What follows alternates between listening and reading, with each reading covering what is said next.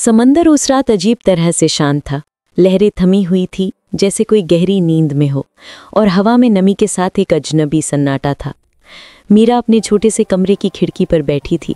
उसके सामने फैला हुआ था अंतहीन समंदर, जिसकी परछाई चांद की रोशनी में झिलमिला रही थी।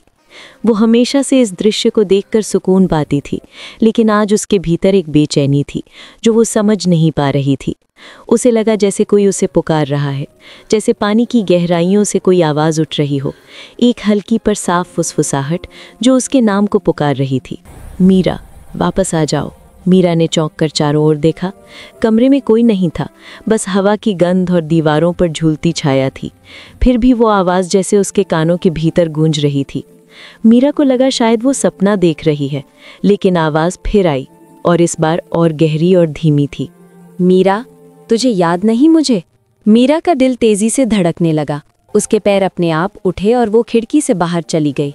गांव के सारे घर अंधेरे में डूबे हुए थे, बस दूर मंदिर के दीपक की लौ हल्की सी टिमटिमा रही थी।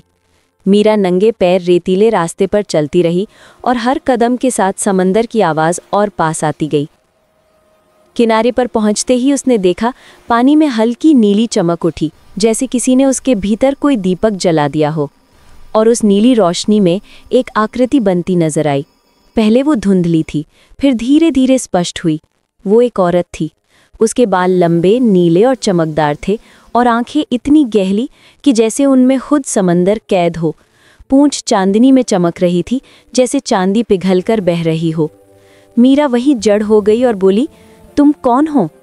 वो औरत मुस्कुराई और बोली, मैं वही हूँ जो तू थी, जो तुझे अब भूल गई है।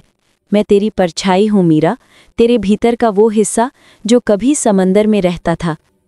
मीरा पीछे हटना चाहती थी, मगर उसके पैर रेत में धंस गए।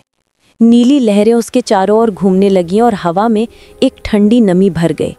वो औरत बोली, तू इंसान नहीं है मीरा, तू वो आत्मा है जिसे मैंने बनाया था जब मैंने मानव बनने की चाह की थी। तू मेरा हिस्सा है, तू मेरे अधूरे वचन की पूर्ति है। मीरा के शरीर में जलन सी फैल गई, उसकी सांसें तेज हो गईं और आंखों के सामने नीला धुंधलापन छा गया। अगले दिन गांव में हलचल थी। एक मछुआरे की लाश किनारे मिली। उसकी त्वचा नीली थी, जैसे किसी ने उसका खून खींच लिया हो। लोग कह रहे थे, ये नीली आत्मा का काम है।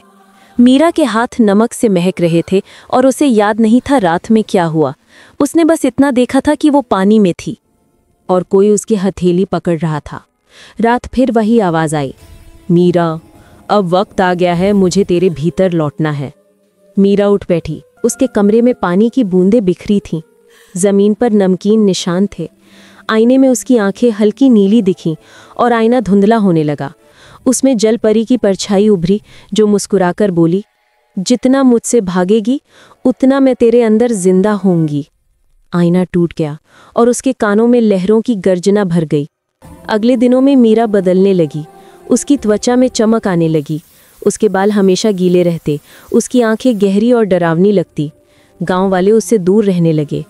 पुजारी हरिदेव ने उससे कहा, बेटी, तेरे चारों ओर नीला साया है। ये इंसान का नहीं, किसी पुरानी आत्मा का संकेत है। क्या तूने कभी समंदर से कुछ मांगा था? मीरा ने सिर झुका लिया। उसे बचपन की बातें याद आईं, जब वो पानी में उतरकर लहरों से बातें करती थी। उसे लगता था कि वो उनसे बातें करती है। समंदर उसकी भाषा समझता है। पुजारी ने कहा, तेरे अंदर दो आत्माएं हैं, एक धरती की और दूसरी सागर की। एक दिन ये टकराएंगी और जो बचेगा वही असली मीरा होगी। मीरा उस दिन के बाद कमरे में बंद रहने लगी। रात में उसे नीले हाथ दिखते जो दीवारों से निकलते और उसे छूने की कोशिश करते। कभी फर्श पर पानी बहता तो कभी उसके कानों में कोई नाम फुसफुसाता। वो जागती रहती, मगर उस रात नींद ने उसे पकड़ लिया और फिर सब बदल गया। चांद पूरा था, लहरें ऊंची उठ रही थी, हवा में नमक और सड़ांध घुली थी। मीरा का दरवाज़ा खुला और वो बाहर निकली। उसकी आंखें अब पूरी तरह नीली थी। उसके पैरों के निशान रेत पर नहीं बन रहे थे। वो सीधी समंदर की ओर चली गई, जहां वही जलपरी उसका इंतजार कर रही थी। उसने कहा, आ जा मीरा, अब कोई फर्क नहीं बचा। तू और मैं एक हैं। तेरी सांस मेरी है, तेरी आत्मा मेरी है। चल मेरे साथ नीचे, जहां सन्नाटा भी डरता है।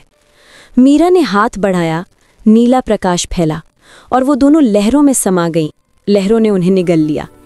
हवा गूंजने लगी और आसमान का चांद बुझ गया। सुबह गांव वालों ने किनारे पर एक नीला पत्थर देखा जो धड़क रहा था, जैसे उसमें किसी का दिल कैद हो, और उस पर एक नाम खुदा था, मीरा। कहते हैं उसके बाद से जब आधी रात को ज्वार चढ़ता है तो किनारे पर एक औरत गाती है। उसकी आवाज़ इतनी मीठी होती है कि कोई भी उसकी ओर खिंच आता है, पर जो भी उस आवाज़ के पास जाता है वो कभी लौटता नहीं। कुछ कहते हैं वो मीरा है, कुछ कहते हैं वो समंदर की आत्मा है, और कुछ कहते हैं वो दोनों अब एक हो चुकी हैं। एक ऐसी जालपरी जो इंसान बनना चाहती थी, और इंसान जो अब हमेशा के लिए समंदर का हिस्सा बन चुका है।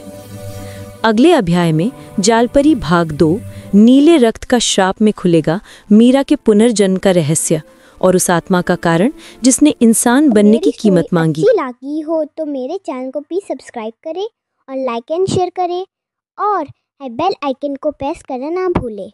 Thank you watching my video.